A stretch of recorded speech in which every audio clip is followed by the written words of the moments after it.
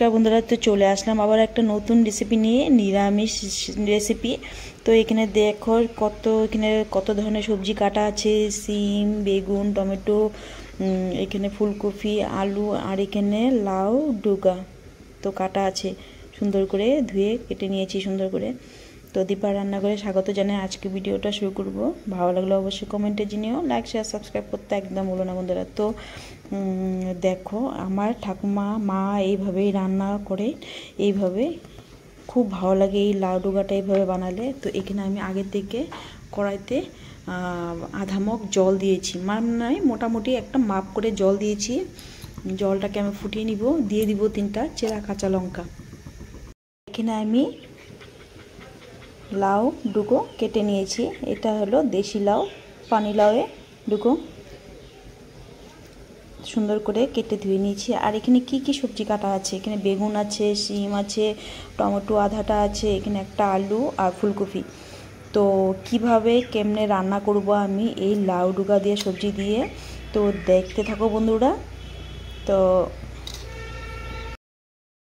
আর এই জলে দিয়ে দিব নুন পরিমাণ মতো। আমি সুন্দরভাবে ফুটিয়ে নিয়েছি, এখন দিয়ে দিব কেটে রাখা সবজিগুলো।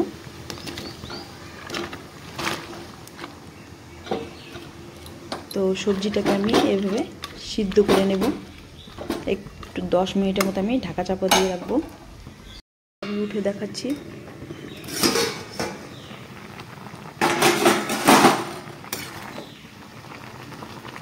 তো দেখো সবজিগুলো মোটামুটি সিদ্ধ হয়ে আসছে, না নরম হয়ে গেছে।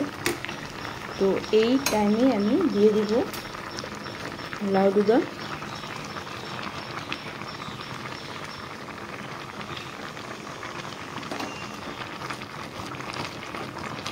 তো লাউ ডুগা দিয়ে আমি আরও কিছুক্ষণ সিদ্ধ করে নেব। দিয়ে দিব আমি হলুদ,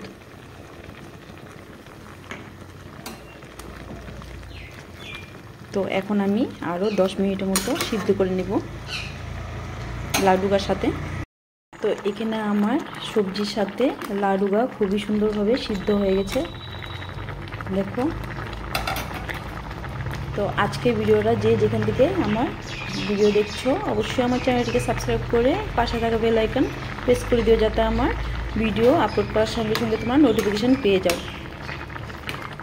তো বন্ধুরা এখানে আমার সবজিটা খুব সুন্দরভাবে সিদ্ধ হয়ে গেছে। এখন দিয়ে দিব সামান্য পরিমাণে জিরার গুঁড়ো। ডালের বড়ি দিয়ে লাউ পাতার ঝোল আমার রেডি হয়ে গেছে, এখন আমি নামিয়ে নেব।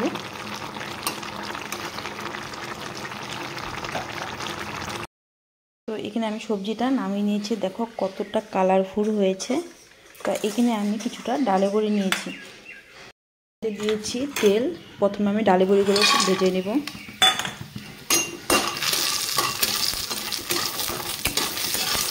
তো অবশ্যই বন্ধুরা ডালের বড়ি দিবে। তো এই লাউ পাতার ঝোলটা তখন খেতে দারুণ হবে, একটা সেন্ট হবে। ডালের বড়ি না দিলে ভালো লাগবে না। তো ডালের বড়িটা আমার সুন্দর করে লাল লাল করে ভেজে নিয়েছি, তুলে নেব।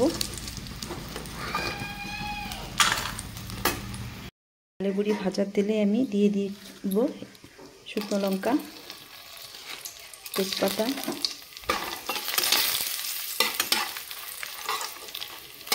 আর দিয়ে দিব ফোড়নে 5 ফোড়ন।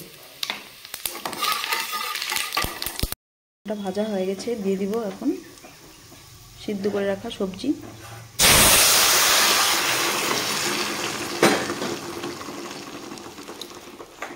দিয়ে দিব ডালের বড়ি,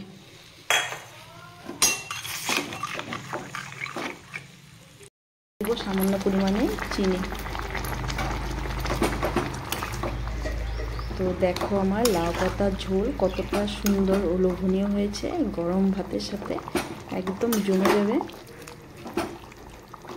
তো 5 মিনিটের মতো আমি ফুটিয়ে নেব সবজিটা। এখন আমি নামিয়ে নেব।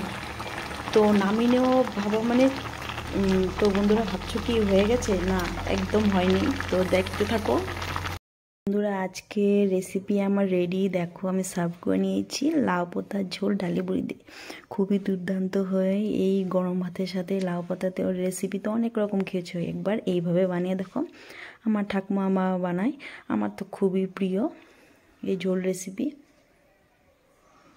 তো একবার তোমরাও ট্রাই করে দেখো, না খেলে বুঝবে না। তো আজকে ভিডিওটা আমি এখানেই শেষ করব, দেখা হবে নেক্সট ভিডিওতে। টাটা, ভালো থেকো।